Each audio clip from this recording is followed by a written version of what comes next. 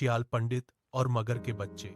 एक नदी के किनारे एक मगर और एक शियाल बहुत अच्छे दोस्त थे। एक दिन मगर ने शियाल से कहा, भाई शियाल, मेरे 7 बच्चे हुए हैं। मैं चाहता हूं कि वे बड़े होकर इंसानों की तरह विद्वान बने।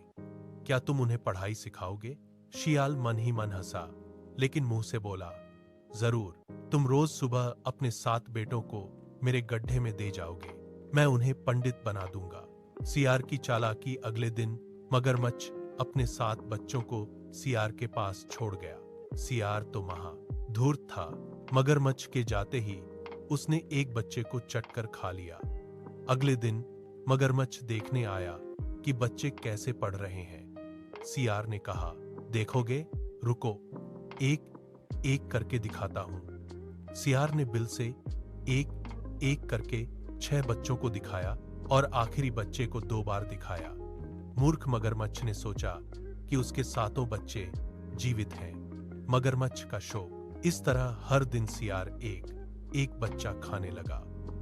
7 दिन बाद जब मगरमच्छ अपने बच्चों को लेने आया तो सियार पहले ही बिल छोड़कर जंगल के अंदर भाग गया था।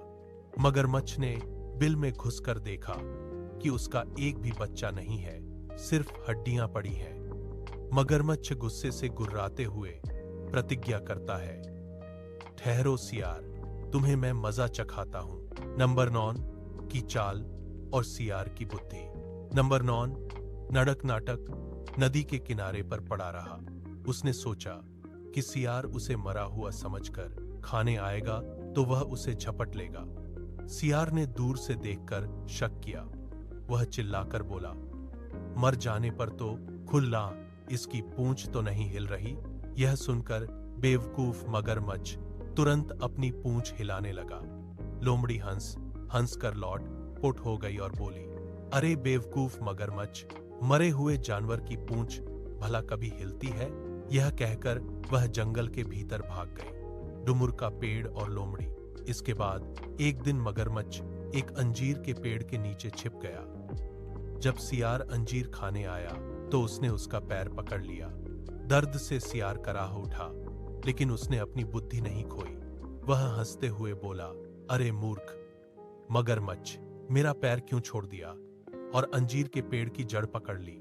मगरमच्छ ने सोचा, ओह, क्या मैंने गलती से जड़ पकड़ ली है? वह झट से सियार का पैर छोड़कर जड़ को पकड़ लिया। सियार उस मौके का फायदा उठाकर भाग गया और बोला, कैसा दिया धोखा?